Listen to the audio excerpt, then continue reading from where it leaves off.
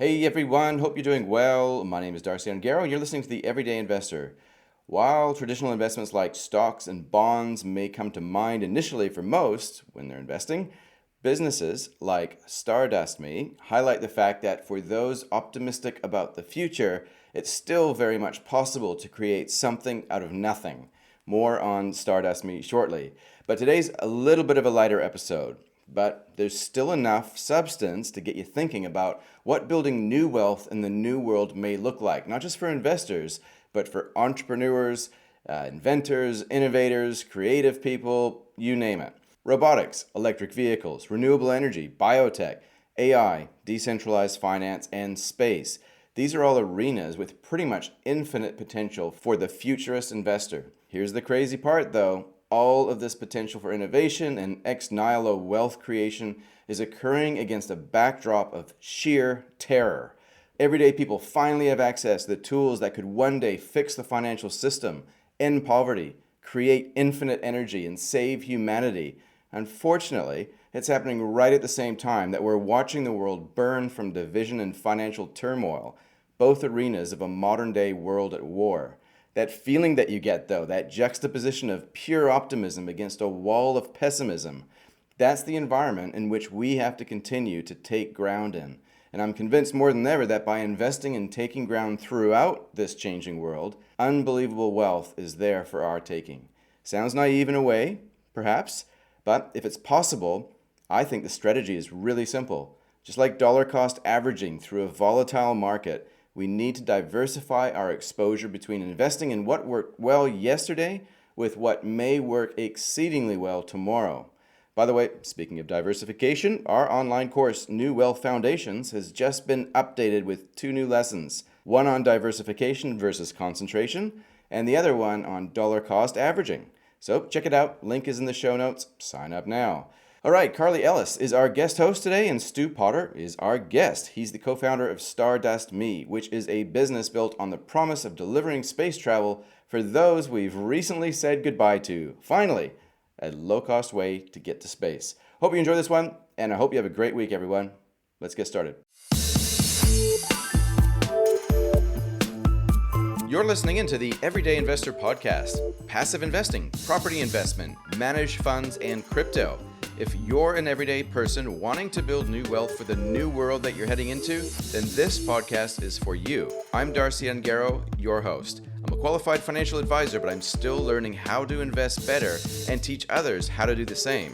I talk with guests and cover a range of topics designed to get you to think for yourself here. But please keep in mind, this can't be considered financial advice. Be sure to do your own research here and seek qualified advice of your own before making investment decisions. If you want more information, check out the show notes in your podcast player and make sure that you've subscribed to YouTube also.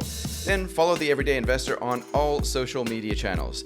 The NZ Everyday Investor podcast receives support from the following partners: Easy Crypto, the safe and easy way to buy and sell crypto in New Zealand; Gorilla Technology, increasing business success through innovative and strategic IT solutions; Ongaro & Co. Financial Advice for everyday people building everyday wealth. Hope you enjoy the show. Let's get started.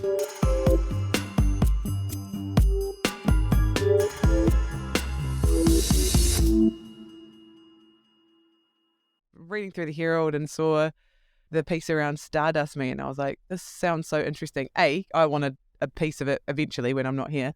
And then I was like, hey, that could actually be really cool on the podcast because it's got a few aspects of things that we like to talk about. So thanks so much for agreeing to Thank you. have a chat to me. That sounds great, Carly. All good. And thanks for reaching out to us. Really stoked that we're having this conversation. Thanks. Yeah. So I guess to start off, can you tell me a bit about yourself? Who's Stu Potter? What does he do? Pretty down to earth type of person. I love my life in Gisborne. I love the outdoors life. I've got 5 kids. Wow. 2 that are now at university. So we've got 2 recently gone down to Otago University, 3 boys still at home. And I guess my whole driver is what I can do for my community, for my people, for Kiwis. I'm very, very patriotic in terms of fighting the good fight for us in New Zealand, and particularly in the regions. Yeah. And I mean, you also, aside from Stardust Me, which we'll get into soon, but you also, speaking of being into water, you've written a children's storybook. Can you tell us about that? True. So the children's storybook was, I guess when I grew up, I was very close to my mum. My mum was my sort of role model. Dad used to work a lot. He was an electrical engineer, worked a lot overseas on big projects. And we lived overseas, mum being Māori. She's from Whakatane, Ngāti Awa. And whilst we lived overseas, she wanted me to be connected to New Zealand, to know who I was and my culture. And therefore, she would share a lot of, I guess, myths, legends, and folklore from Māori context. And I guess I grew up with those, and that formed part of who I am and my persona. And I wanted my kids, when they were born, to also be familiar with some of those stories that my mum used to tell me. And therefore, that's where it came from. It came from the ideology of being able to share some of my mum's wisdoms in a interesting legend, folklore sort of a mythology sort of a sense. Yeah. And that's where I came up with the first story, which was really to pick on several morals or themes, and to be able to tell an interesting story to my kids. I had 4 kids at the time. Yeah. And the funny thing was, Carly, they didn't know I was writing a book, and it didn't start off as a book. It just started off as a project. It grew legs like all do. And when I launched the book, I actually went into their school, and all they knew was some author had made a book, and they're going to be sitting there and listening to a reading. I walked up to the school, rocked up, 300-400 kids, up to and the kids were like, "Oh, what's Dad doing at school assembly?" I walk up onto the stage. What's Dad doing now? He's on the stage. This can't be good. And lo and behold, they surprise! I've written this book. So on the back of this story, there's actually a picture of our 4 kids at the time, and that's been put into the book. So yeah, it's got those morals of being a good person. Mm-hmm. Being true to yourself, believe in yourself, be confident, but always be guided by your moral compass to do the right thing at all times. So that's kind of the basis behind the book and why I wrote it. Yeah. Having 5 kids now, Carly, has created a little bit of a challenge, because I have to come up with a sequel, because my 5th kid's going, "Hey, Dad, this is called book. Yeah. Where am I? Yeah. Oh, well, there's a new challenge. Well, you've done the oceans. Maybe now, since you're looking into the stars, you can add a new one to the collection. Yeah. The reason I made contact with you was this new project that you've got going, Stardust Me. Yep. Tell me a bit about this. How did this come about? Stardust Me, 5 years in the making. I've got good friends, and we get together every year. We go camping up the East Coast at a place called Onoda Bay. That's just north of Tolaga Bay. They're all busy executives, busy families. They all got kids of their own. And so it's a really nice time to unwind. And whilst I was up at Onoda Bay, I got talking to one of my good buddies. He was working at Rocket Lab at the time. Now, where we live in Gisborne in Tairāwhiti is not far from the Rocket Lab site, so we can see the rockets going up. And the other hat that I wear is as a business consultant. So I help clients scale their business. I help clients with their training and facilitation needs. And I just come off the back of doing a facilitation session with a client around lean thinking and reducing waste. So it got me into thinking around, so that's the headspace I was in when I went camping. And I just watched a recent launch go up, and I guess I was thinking, how much waste is there in rockets? Could that be utilized in a beneficial way? And if it could, what might that look like? So that's kind of where the impetus came. Mm-hmm. And camping, there's very little light pollution. So every night you just got this brilliant backdrop of stars and all of the celestial things happening around your head. So we would have a few drinks, and I guess that's where the conversation started, and I came up with the idea of, hey, let's look into opportunities to reduce waste and in some of those payloads going up into space. Yep. And if we could use some of that space, what would we put in there? And that's what started the journey around looking for opportunities to do share writing, I guess, in a space sense. Yeah. And because listeners, if you don't already know, or viewers, Stardust Me actually takes something that's pretty close to our heart, quite literally. It takes your ashes. If you were to pass away, it takes your ashes up into space and puts them into orbit for, is it around 5 to 10 years? That's correct, Carly, yes. So it takes your ashes. Tell me the journey. What happens here? You have a loved one that passes away. They've expressed a desire maybe to go to space one day and they didn't quite tick it before they kicked it. Yeah, I guess that's pretty much right, Carly. I guess there's a couple of things before that, though, and I guess the thing before that is families are looking at more meaningful to them, to honour their loved ones. And families are looking for opportunities to be able to connect with their loved ones in different ways, other than putting them in the ground. Cremations seem to be on the increase. There's a higher demand for cremations. It's cheaper. It's environmentally friendly in a certain sense. But when people look at cremations, they also look at opportunities of how can we hold on to the memories of our loved ones? How can we connect with them in a more meaningful way? And I guess that's where this concept's come from, Carly, and it appeals to families that do want something different. They do look into the stars and they go, look, there's our loved one up there. They've gone to heaven or they've gone into the stars. So literally, you can do that literally now. And the other part is a lot of families that we're working with or dealing with, there is some kind of appeal into stars and space. So either their loved ones had a real strong connection with the stars in space, or them as a family, they have a connection to stars in space. Interestingly enough, it's not so much a connection to the rockets. Everyone thinks it's, oh, look, you got these amazing rockets at SpaceX. It's how many horsepower. But it's not that. It's more to do with that. I guess that celestial connection that we have with looking above our heads and looking into space. Yeah, that's incredible. And I mean, how much of it is, I'm an 80s kid.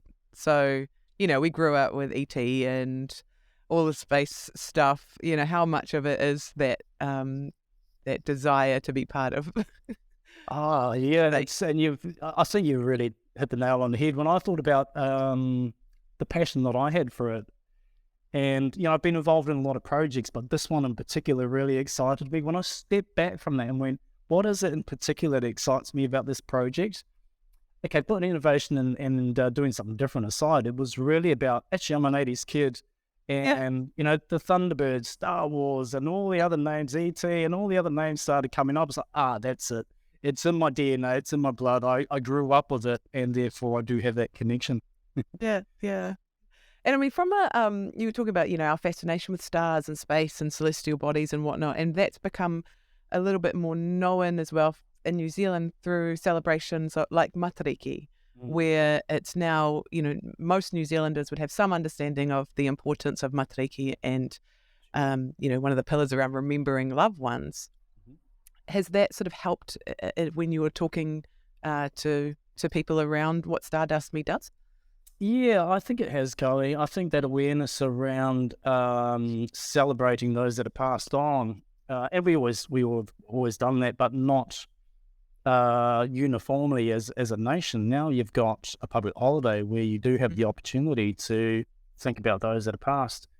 And I think that's a beautiful thing about our culture and where we are as a country, is that we're doing that together, we're celebrating that together, and that's now become part of our national DNA. Yeah. And therefore, that was never part of the strategy, the business strategy or commercial strategy to embrace that. And I still haven't really done that out of respect and purity for what Matariki represents. But, of course, there is a very, very strong correlation between what we're doing and Matariki itself. Yeah. And with sort of, because I'm so keen, like I'm talking to my husband about like writing it into our wills and stuff, because I really want to go to space and I don't see it happening in my lifetime. So, why not script it into death? Sure. What if someone makes contact with you, you've got some ashes, for Māori, as you know, ashes are, or koiwi, they're they're tapu, they're sacred. So what's the process around sort of handling that and getting them from here or wherever they've been kept to the rocket and up into space? Yeah, nice question, Carly. I really like that. And I guess what you're asking me is how do you respect the tikanga and how do you respect and honour the ashes of those that have passed? That's where our partnership with the Funeral Directors Association New Zealand and Funeral Directors Associations overseas has become really important to us. We are enabling them to offer additional services based on what they've already got access to, and therefore the families continue to interact with their funeral directors as they normally would. So it makes it a respectful way of being able to work with the families. It doesn't feel like an additional service. It can feel like the same level of service that's been offered. And what I mean by that is once the ashes or cremation's happened, then the funeral director can support you and your family in the appropriate way that you want to be respected as a family, to be able to then package the ashes and then send those off to our launch sites in the States. Yeah. And is this primarily Kiwis taking up sort of the opportunity, or is it international at this stage? Yeah, I guess if you're looking at it from a commercial model now, the intention was to launch in our home country first. If in your domestic country they don't know who you are and they can't tell your story, then I think that's a bit of a miss for business. So it was intentionally launched in New Zealand first. From New Zealand, we've got very close associations in Australia, particularly through their Funeral Directors Association. So Australia will be next. Invariably, though, what's happened is, being a global village, the word has got out, and we've had a number of inquiries from Singapore, Asia, Mexico just the other day, Canada, and the States. Wow. That was meant to be later down the track. So I'm very quickly fast-forwarding our commercial model, our business development model in an international sense, to start looking into those international markets. Gotcha. Yeah. And this is all privately funded? You're not looking for, investment elsewhere, or what?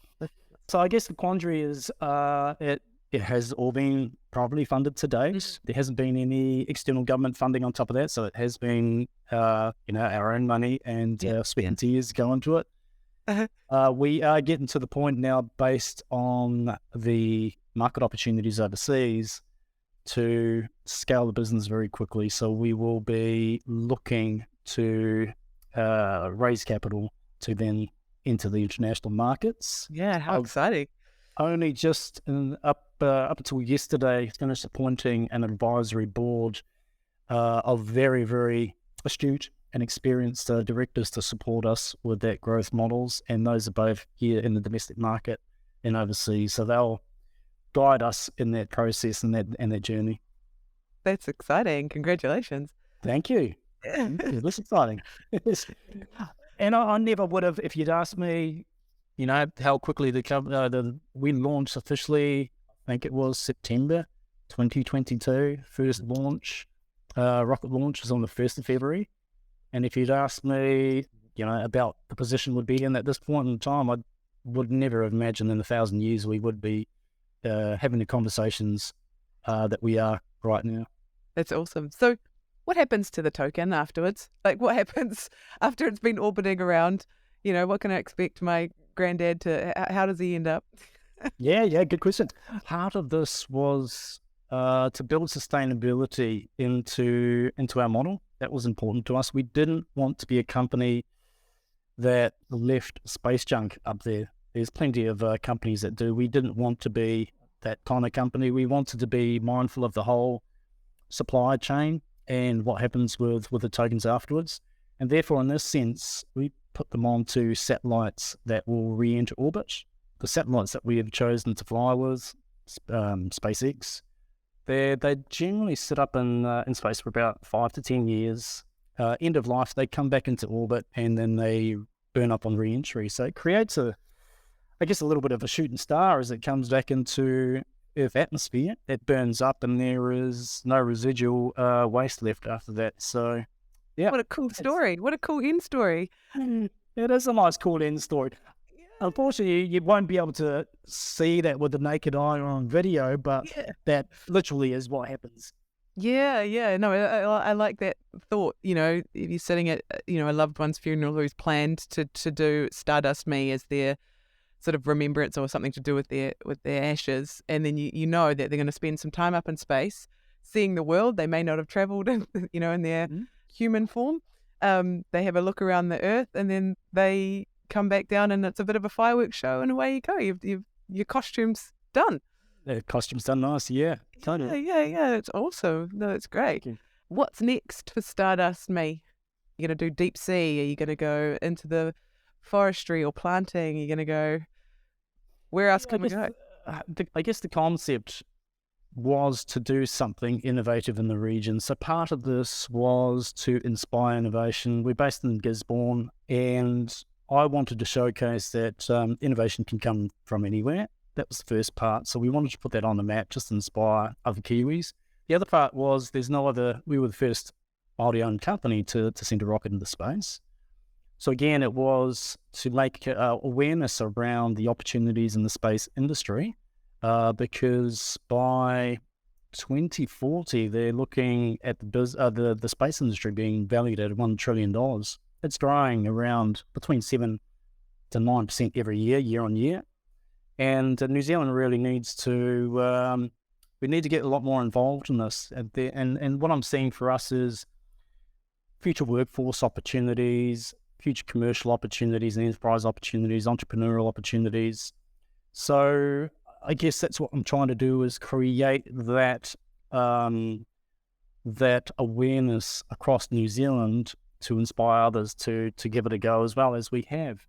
And therefore, for Stardust Me, there are opportunities to offer space consulting services. We're just looking into that because we've had a number of inquiries around can we support other projects.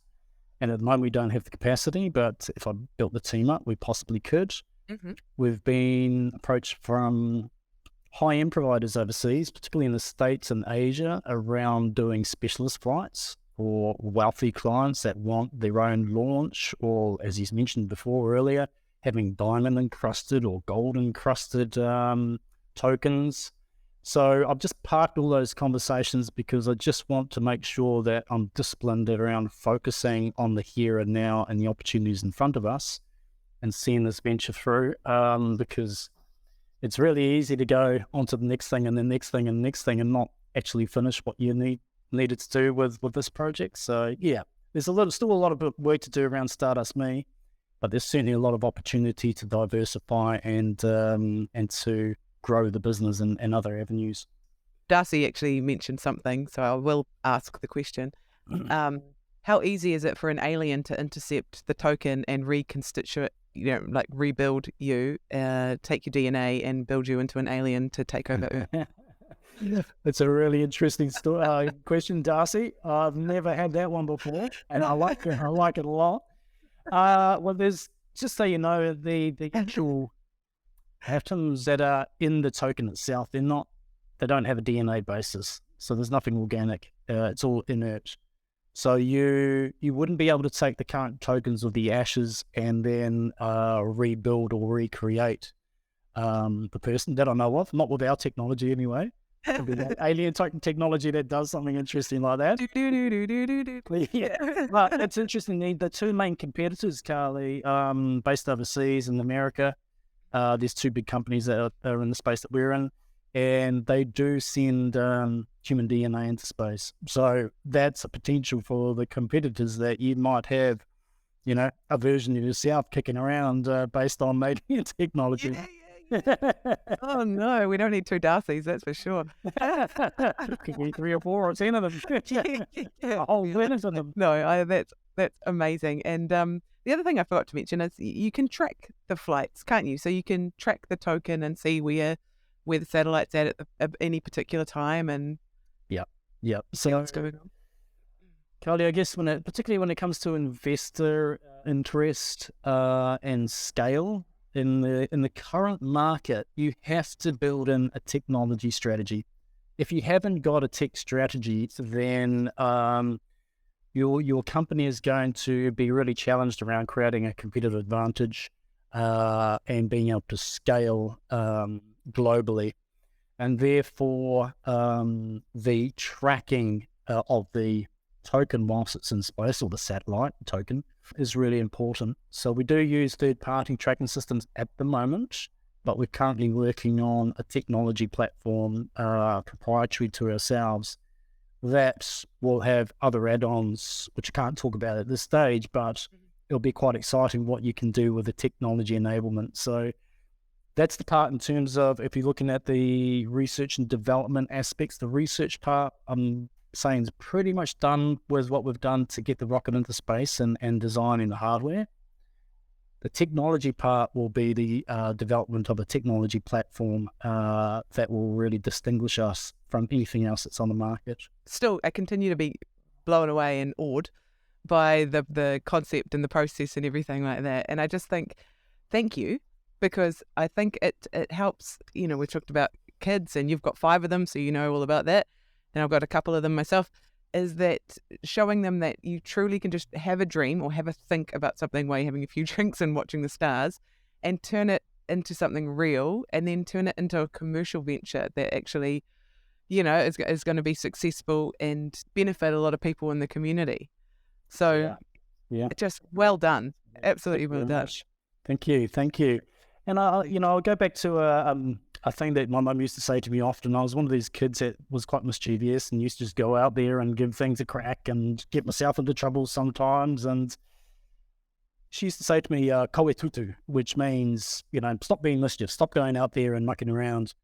I'd never listen, but what I like to say to kids, or even my own kids, is actually go out there, go and tutu, go and tutu nui, go and cause heaps of, get involved in heaps of things that you normally wouldn't get involved with, because through that, you learn a whole heap, and you learn to back yourself. You develop a little bit of grit and resilience, and next minute you find yourself doing things that others aren't doing, like getting quite animated and excited about it. And next thing you know, you're looking around and you're a market leader, or you're doing something that you just couldn't have even imagined or dreamed about. So yeah, go out there and do lots of tutu, try lots of different things.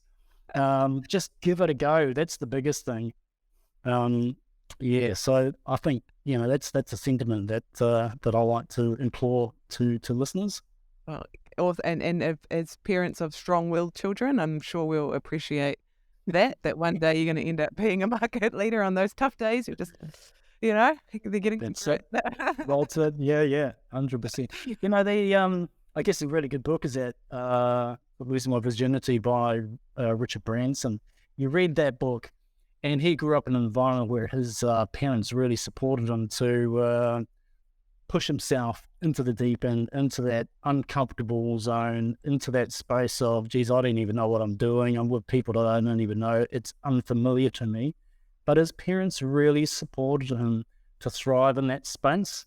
It's a great book that really inspired me in terms of the outlook and the persona that Richard Branson has to just get out there and give it a go. And there's some really great anecdotes and stories in that book. And I go back to it often, and it's a really nice book for people to read, and it's an easy read. And Richard Branson, he's a pretty humble guy, and he's achieved an amazing amount of success over a short lifetime. Oh, that's incredible. Thank you so much for coming on today and having a chat to us. I purely reached out to you out of the blue, and you were so keen and welcome and inviting. So thank you so much. We really appreciate your time. Thank you so much, Carly, and to you and Darcy as well. So appreciate the time and the reach out. So this has been great. It's been a good conversation. Really appreciate the time. No, thank you. And I really look forward to seeing what happens in the future. I think it's going to be even more successful than it already is, but yeah, a huge success. Thank you so much, Carly. Appreciate your time. Thanks. Thanks for listening into the Everyday Investor Podcast. Like what you've heard, but you want more? Make sure that you've subscribed to our YouTube channel and subscribe to the Everyday Investor newsletter too. The links for everything are found in the show notes that you can access easily by swiping or tapping over the cover art in your podcast player. If you received value in some way, I'd love it if you could take the time to write a review wherever you listen to podcasts. Share it with a friend, or think of our show partners where appropriate. Easy Crypto, the safe and easy way to buy and sell crypto in New Zealand. Gorilla Technology, increasing business success through innovative and strategic IT solutions. And Garrow & Co. Financial advice for everyday people building everyday wealth. Remember, some investments or strategies discussed on these episodes may result in financial loss. Be sure to do your own research and ideally seek qualified advice of your own before making investment decisions. Hope you enjoyed today's episode, and we'll catch you next time around.